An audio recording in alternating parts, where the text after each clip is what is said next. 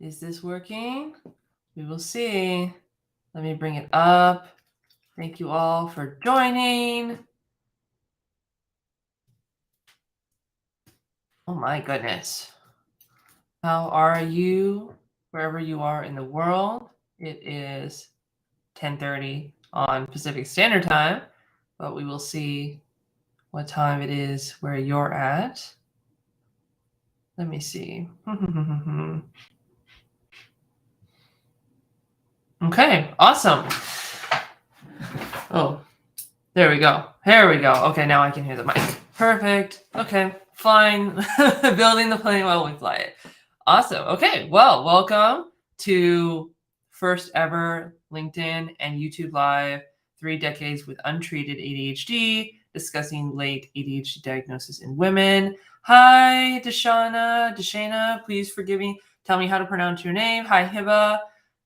So nice. Oh, 1:33 p.m. Okay, not bad. Not bad. Super cool. Okay, great. Awesome. Thank you all so much for being here. We're going to get started. So what I'm hoping for this to be is not like 45 minutes of me talking at you all about my life and what's going on in my life. Hey, Ms. Chica, 1:33. Sweet. Awesome. Not too bad at all. That's what I was kind of hoping with like the 10:30. So it's not like too early on a Friday morning for those of us on the West Coast. And then it's not too much past like lunchtime. That was my very strategic planning as far as the timing goes. But yeah, so going over like using myself as an example, but really using this as like an open source kind of democratized way of having a sense of community. As more folks jump in, I will probably be asking the same sort of like intro question. What I would love to hear, just so I know who I am talking to, so I can like direct what I'm saying, is if you put in the chat, if you know, and if you, of course, feel comfortable, please don't do or share any information that you don't feel comfortable with. However, put ND for neurodivergent or NT for neurotypical in the chat and let me know who is here. Obviously, it's going to be a very different conversation if I'm talking to fellow neurodivergents. And if I'm talking to mostly neurotypicals, then that's just like a completely different conversation. So put NT or ND for neurotypical or neurodiverse if you know, or if you care to share. Of course, again, please don't ever share any information that you don't feel 100% comfortable sharing. Okay, awesome. So with that, I did prepare like a little bit of something. So as you might have read in the little blurb that I had going, a few short months ago, I really had no idea what ADHD was at all. Like, if there was anything that I was thinking about it, it was like, oh, there's a little boy in a 3rd grade class running around and making noise and not sitting in his seat. And that's like literally it, if anything at all.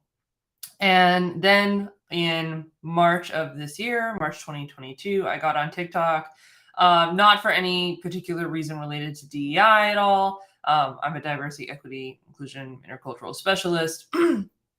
I just got on TikTok because there have been a couple of videos I saw on other platforms and I'm like, oh, these creators are really creative. Let's try this again. I tried TikTok many years ago and it did not go well. It was very scary at the time. I don't know why. But I got back on and I just fell in love with the platform. And the algorithm started showing me like ADHD stuff. And as a DEI person, I was like, oh, this is an opportunity to learn more about other groups that I don't know about. Right. And, so I could be more sensitive to them. And I've done that with a lot of other groups, like following content creators on different platforms that I don't belong to that identity group, but I want to be more sensitive to them and what are their needs and being a better ally and all the things, right? So I start watching these videos on actually both autism and ADHD. And as I go through these videos, I'm like, oh, that's interesting. Oh, that's not everyone. Oh, okay. Right. Until basically within probably a couple weeks, I don't know. I didn't keep track of the time. part of ADHD, as I have learned, is like time blindness. So not having a clear sense of like how much time has passed or how much time until an appointment or something like that is coming up. So with that, a couple weeks presumably or so went by, and my mom, she lives with me, and so I went downstairs and I'm like, oh my god, mom, I think I have ADHD. And so a lot of that was like processing and then looking into getting a diagnosis, because I knew that like being a DEI content creator on different social media platforms, I would want to talk about it. Like once I'm done processing and getting over the like, oh my god, like shock of it all. Right. And I spent a good like couple weeks at least, like just internally processing, not like talking about it publicly, the way I am now. But I knew once I was done internally processing what, this, like, it's a completely different shift, like to feel like, again, I didn't even have the language of neurotypical, neurodiversity. It wasn't something I was aware of, which was why I was open to the TikTok videos in the first place, was to like learn about a different version of identity and a different identity group that I didn't know anything about, right? There are many things that we don't know. So once I was done processing, I knew that I would want to talk very publicly about it, because I personally, Rahime, have benefited so much from other people sharing publicly on social media about their experiences, right? So I would love to participate in passing that forward. And even just the couple of times I've been able to post about it on LinkedIn, if you're coming in through YouTube, LinkedIn is my main platform. And yes, it's amazing. Okay. Like I know some people like they have opinions on LinkedIn and like, oh, it's so stuffy. It's just where you put your resume. No, it's amazing. You should be active on LinkedIn. But anyway, that's a whole other thing. Just a couple of times that I have posted on LinkedIn about social, like having ADHD and finding out that I have ADHD. Not even that I'm like, oh, I'm an expert and you can ask me questions about diagnoses and how to like, no, not at all. Just like literally, hey, I realized this recently. This is how I realized it. Like, let me just share my personal experience, which again, this is like the intention behind this LinkedIn Live, YouTube Live, is to, just pass on that information of other people who had literally no idea and have no idea what ADHD is. Having people who think they might have ADHD or some sort of neurodivergent, beautiful brain. I will say though, like as a part of learning about ADHD, I have learned a teeny bit about autism, because I guess there are a lot of people who have both autism and ADHD, but that absolutely is not my area of expertise or lived experience. So I highly recommend going and finding content creators, many of which are on TikTok, by the way, if you're not on TikTok already. And learning about that, but just passing that forward so that other people can learn and improve their lives. Because for me, it's very interesting. Like when I was like announcing to my, connections, to family, to friends, and so on about, having ADHD and like realizing that I have ADHD, and I'm like turning 31 in a couple of weeks, like like 3 decades completely untreated, not detected. Like no one has ever, to my knowledge, never ever mentioned like, hey, do you think you have ADHD? And then my family or whatever was like, no, I don't think so. And I've talked to my parents and they were like, no, that's never come up. So no teachers. And I was a loud kid. Like I was in a lot of ways, just not a little boy, but I was a very loud little girl running around. Now that we know about it, it's just, it's a big part of why people get really upset when they get these diagnoses, because it's kind of like, what could my life have been different if I had known, if like people around me had known? And I don't want it to I don't want to let it make me bitter or, jaded or upset or like angry about it. As someone like shocking, like I am Muslim, I believe in, God, higher power, like everything is in God's time. And like that's a whole thing, and I don't want to like get too much into that if we really want to do like a religious talk about predestination and free will and stuff like that. We could go there if you want. Let me know in the comments if that's something you want to go into. That would be very interesting. However, having said that, just looking at hopefully it's like a blessing, right? Like I'm allowed to feel my feelings. I'm allowed to be upset. So I'm not trying to like stomp down on feelings of anger if I do have them, or being upset if I do have them. But more like people don't know what they don't know. And I was surrounded by, I believe, hopefully, like inshallah, or like inshallah means God willing. Inshallah, I was surrounded by people who loved me and cared for me. And if they had known this information, they would have told me, right? And so we can't, hold people accountable for like, they don't know what they don't know. You don't know what you don't know, right? Like, and if you had known, if I had known, we would have helped the other person out, whatever the case may be. So anyway, leaving it at that. So this is another thing that ADHD apparently has, getting off on tangents and then losing trains of thought. So where was I?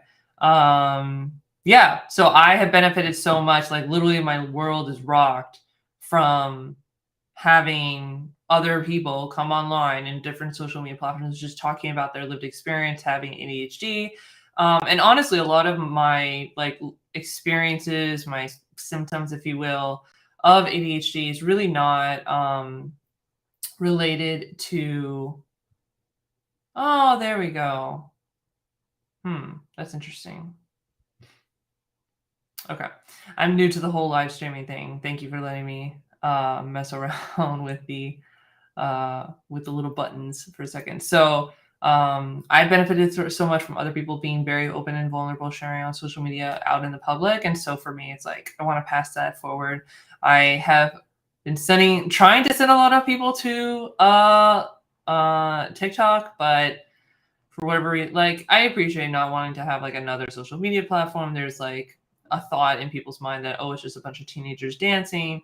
And without going down that rabbit hole too much, like you teach any social media algorithm what kind of content you like. So if you don't like any kind of content, and this applies for LinkedIn, this applies for YouTube, any social media platform, like they want you to stay on the platform longer. So if the AI or if the like algorithm or whatever, the all-seeing overlords like see that you don't like this certain kind of content, like, and you keep scrolling past it, or if you say, hey, don't show this to me anymore, like it won't show it to you anymore because it knows that if it keeps showing it to you, you won't come back or you won't stay on the platform for longer. So for instance, for me, like TikTok is a lot of mental health stuff. It's a lot of ADHD stuff. It's a lot like starting to now get a little bit of like race equity and DEI sort of stuff. A lot about like breaking generational trauma and that sort of stuff. And a lot of pep talks, like you're doing amazing, keep going, keep trying, that sort of stuff, which has been incredibly like therapeutic and like helpful for me, because sometimes we don't always have people in our lives who are overly encouraging, let's say that. Yeah. So it's nice to have like just videos of like people who, again, are like so generous with their time and creativity to put good content out into the world so it can help people. So having said all of that, I have been talking for a very long time. Let me go into some of the things. Oh, just a stipulation, please. I am not a trained mental health professional. This is not mental health advice or diagnoses or anything like that. I am not a neurodiversity expert. I am simply someone who has gone through this process recently, and I'm passing that information forward for you to make of it what you will. Please make sure that you are talking to trained professionals and getting legitimate medical and mental health advice from folks who have been trained in such. Please don't make life-altering decisions based off of stuff that you've read on the internet, and have like a critical eye, because honestly, like anyone can get a social media platform and just start talking, right? As we know, about different topics. And I'm no different. I'm just a talking head on the internet to most people, which is totally fine. So please make sure to take everything I'm saying with a grain of salt, and like, how does it apply to you? Okay, awesome. So However, like, yeah, okay, I'll leave it at that. So some of the things that were really key for me figuring out about having ADHD was a lot of folks talk about how they were called like lazy growing up, which is absolutely the case for me. Honestly, I do get really upset. Like I mentioned, I'm trying not to, focus on the negative or focus on like, oh, what could have been for my whole life, and more like being grateful for like learning more about myself as time goes on and stuff like that.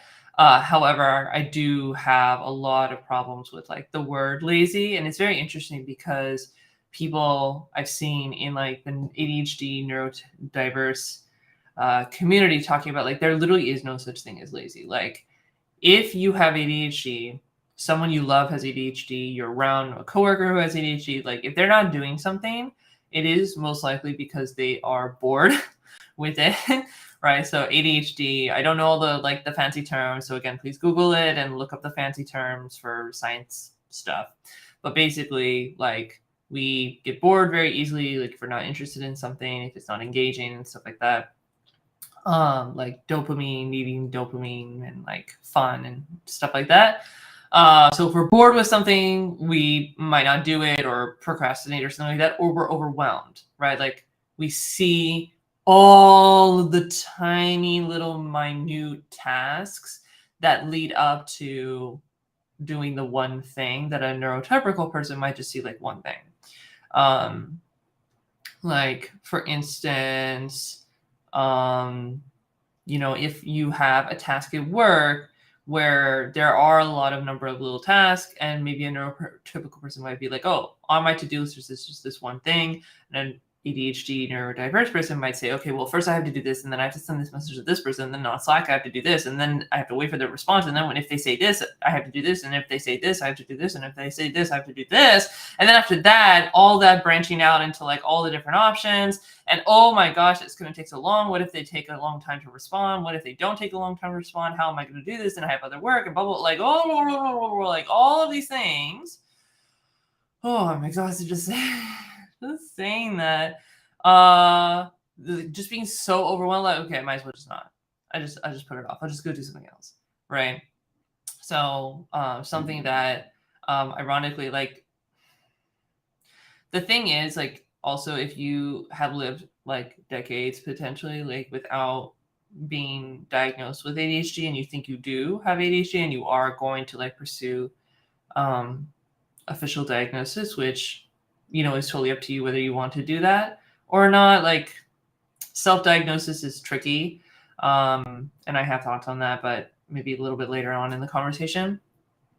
But the idea being that if you've lived for decades and decades and like you're an adult and you've had a job or multiple jobs and you've come up with coping strategies to get around your brain, even without realizing that you're neurodiverse, even without realizing that it's like an ADHD thing, right? For instance, I have a very detailed Google Calendar. I live and die by that calendar. I have like time, like appointments on my calendar for when I need to leave for an appointment, not just like the time of the appointment itself. I map if I'm going in person, I will map the directions and like how long does Google Maps say it's probably going to take to get to there. I have how long do I estimate that I need time to get dressed and get ready and like brush my teeth and stuff, and that is on my calendar. Like if I'm going to take a nap in the middle of the day, that's on my calendar. If I have like sending email reminders, like that will be on my calendar. Like all of these things live and die by the calendar. I have to look at it constantly throughout the day. Right now, my second monitor is broken, but usually I have a second monitor right next to me. And that pretty much the second monitor is the only job is just to have my calendar up. So I could just look at it all the time and it could just like remind me about certain things. On your phone, having multiple reminders of like, hey, like an hour warning, 30-minute warning, 15-minute warning, 10-minute warning, whatever.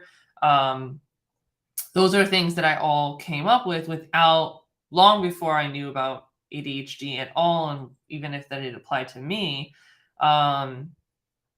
And so when you go and get like the diagnostic test, they're going to ask you like some very cookie cutter questions. I don't have it up right now, but you can Google it and find it. People have like taken the PDF and put it up online. I'm based, in the United States, so I'm not sure what it may be in other countries. Having said that, like they're gonna have like pretty cookie cutter questions around like how easily distracted are you, and how organized are you or not organized are you, or like do you have a hard time sitting still and stuff like that. And so for me, thankfully, by the time I was in front of like a medical professional who was testing me for these sorts of things, I had learned enough on my own. US American healthcare system, like you have, like all of it is self-advocacy. Like you have to learn and push for yourself, even though, like, for instance, I have a really great therapist. The first time I brought up ADHD to her, she was like, I don't think so. And then it was like a month later that I'm like, no, I am dead sure that this is the case. I need to move forward with this. And she's like, okay, great. And then she pushed me forward. But there's a lot of self-advocacy. So educating yourself. Irene, hi! Awesome. Irene is awesome. Everyone follow Irene. She's amazing. Irene, really quick, physically gave me a card to congratulate me for having a neurodiverse brain. Like, how amazing is that? Yeah, all the love to Irene. Okay. So, yeah, so when you go and get this test, like they're going to ask you very like cookie cutter questions, or at least that was my experience. That's not everyone's experience. Please, please, please, please, please, like, again, take everything with a grain of salt. But because I had known, like, okay, well, yes, I'm not organized, but like I am organized, but it's because I've been living through high school, undergrad, grad school, working, being in the working world for so many years. Like I've had to come up with ways to be organized. Otherwise I won't get good grades. I'll not pass my classes. I won't get a job. I won't keep a job, all those things. So I've like learned, even without knowing about ADHD, I've learned coping mechanisms. So being able to come to the appointments for the diagnostic interviews and be like, okay, so yes, I am organized, but because I do these things and like, this is how rigorous I have to be about it. It's like, okay, that's interesting. Like how distracted are you? It's like, oh, okay, well, I've learned to manage my distraction by doing these things. Like for instance, like my phone lives on silent. Oh my gosh. No, ding, ding, ding, ding. Oh my gosh, I would never get anything done. I have to like turn off the notifications on my computer, right? If I'm sitting down and trying to push out content. Because of course, like once I hear the ding, I have to go see what it is. Like I have to know what it is. Even and like 9 times out of 10 it's just spam or something like that. Like now the politicians have our freaking phone numbers and now they're texting us. Anyway, so self-advocacy is really big. Getting to know your symptoms is really big. That's one of the reasons why, a huge reason why I have benefited and loved learning about ADHD on TikTok. Though someone in my LinkedIn connections very kindly did share like a study, I think by a Canadian journal, that shared like there was a lot of misinformation on TikTok, which is completely fair and valid. And I think folks need to come to like their own thoughts. Any information on any topic that you consume on the internet, people can say they have whatever qualifications, and like, have you vetted them? Have they proven that they have those qualifications? No, anyone can say that they have a degree from this school or say that they have an understanding of this topic or whatever. And anyone can open a social media account and just start talking, right?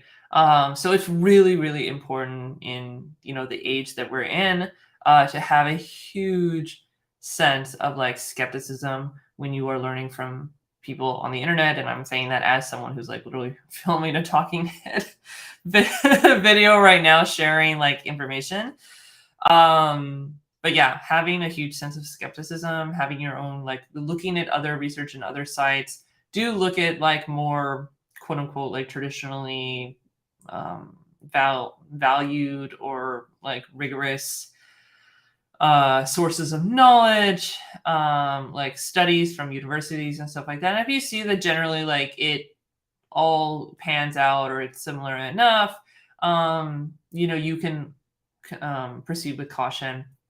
But for me, like the sense that, I can only get information about this sort of stuff or any topic only from like university professors or from books or from, and even books like people can print like self-publish now. So it's not even, anyway, that's a whole other topic of like gatekeeping. Who gets to gatekeep? There's a lot of like power dynamics of, privileged people getting to speak on whatever topic they want. Do they have qualifications anyway? Like that's a whole other rabbit hole that I'm gonna like avoid for now. But yeah, just the sense of like, if people are coming online, whatever platform it is, I like TikTok. If you don't like TikTok, cool. I'm sure there's plenty of people on Instagram. There's plenty of people, like, I'm trying to find more of a sense of community on LinkedIn, because obviously like this really applies to everyday life. This applies to people in the workplace and their, lives. So I think it would be great to see more of these conversations on LinkedIn. I'm not really active on Facebook anymore, so I'm sure there's Facebook groups. I'm sure like there's so many amazing Facebook groups out there about this sort of topic. So you can find this information, just having people say, hey, this is my lived experience. If it's your lived experience, cool. If it's not your lived experience, that's also cool. And of course, like no group, no identity group is a monolith. Muslims are not all the same. People with ADHD are not all the same. So I might be describing my symptoms, but that does not mean that anyone else with ADHD is necessarily going to be the same way. Not at all, right? And I should have mentioned earlier, I have combination inattentive and hyperactive kind of ADHD. So there, if you are unaware, so there's hyperactive type of ADHD, there's inattentive type of ADHD, and then there is a combination. So I'm combination. You can Google and look for like, what does that mean? These different kinds, right? But yeah, so going back to our handy dandy list. So yeah, being called lazy, there is no such thing as lazy.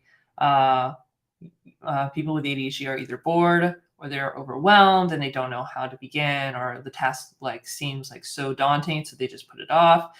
I mentioned the sense of time blindness. Like I have a lot of clocks around my house. I think they recommend analog clocks, which are like the ones with the actual physical hands, because you can then see the movement of time compared to like just clocks with the numbers.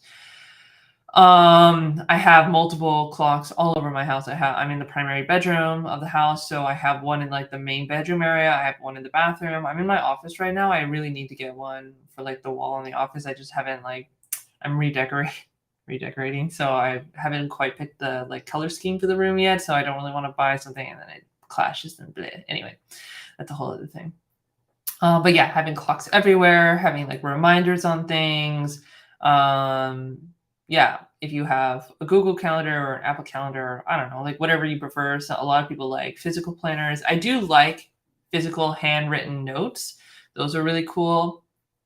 Anyway, just like play around. Like the whole idea, what I love about learning about, okay, if there's anything that I've learned about ADHD that I absolutely am so deeply grateful for, is like taking out this like sense of shame of like, why aren't you like other people? Like everyone else is able to do this. What's wrong with you? Right? Like, no. I'm not like everyone else. This is how my brain literally is. And now instead of trying to shove myself into this box that I really just don't fit into, how do I design my life around my brain and around how I actually am? And then things like just flow naturally. Right? For instance, a huge thing for me is that learning that folks with ADHD, our internal clocks tend to be like later on in the day than other people. So for as long as I can remember, I have always naturally slept in really late, compared to what is considered like a neurotypical sense of staying up late or sleeping in. So I've slept in very late, but then I stay up very late as well. And my brain is like really alive and active and I'm getting stuff done. So like, for instance, right now, I'm really tired right now in this moment because I was up until like 5 in the morning last night working on a project, right? But my brain was alive. I was well. I was getting work done. I was like on a roll. And there's a whole other thing about ADHD is, hyperfixation. So and executive dysfunction. So like if you have something that you need to get done and for whatever reason your brain just like does not want to do it, again, like maybe you're bored with it, maybe you're overwhelmed, maybe you have other things that are more interesting to you that you were doing instead, whatever the case may be. Again, like I don't have these terms super memorized quite yet. So like just do your due diligence, like bring up Google. What is executive dysfunction? Off you go. And like maybe ADHD tagged in there for a keyword. You'll find all the stuff that you need for that information. But basically executive dysfunction is like getting stuff done, right? Like we have a hard time getting stuff done sometimes. And so one of the tips that I learned, and very much is like the case, absolutely, is like once you have like tapped into that like motivation, like, okay, you're getting stuff done, do not stop. Do not sit down. Do not interrupt yourself. Do not stop to eat. Do not stop to do anything. Like just keep going until you are like, you can't work anymore because you don't know when that like moment of motivation and energy and like excitement or whatever to like get stuff done, you don't know when it's going to come back. So just keep going until your battery runs out, right? So for a neurotypical person who's not familiar with ADHD, that might sound like a little odd. Maybe if you have someone in your life who you love or, as a coworker or something like that.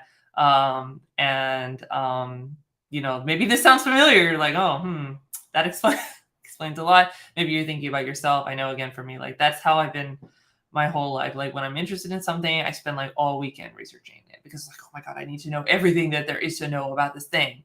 Right. And I'm not eating and I'm not like exercising. Like that's not great. Like there's a way to manage things. I'm going to be working, alhamdulillah, like thank God, like I have the benefit of being able to work with an ADHD coach, which I'm very, very, very, very excited to do. If anyone has gone coaching before, they know like if you have a good coach, if you are a good match with them, it's really amazing to get that one-on-one attention to like move you forward in your goals. And so for me, like I've learned a lot about ADHD on my own and just watching videos about what has worked for other people. But I know that to get myself to the next level of really redesigning my life, which is all of what I'm doing right now, is just redesigning my life, my office, my bedroom, the way I work, what kind of work that I do, all of these things. Finally looking at like, how is my brain actually, and matching my like life, all of the parts of my life around that.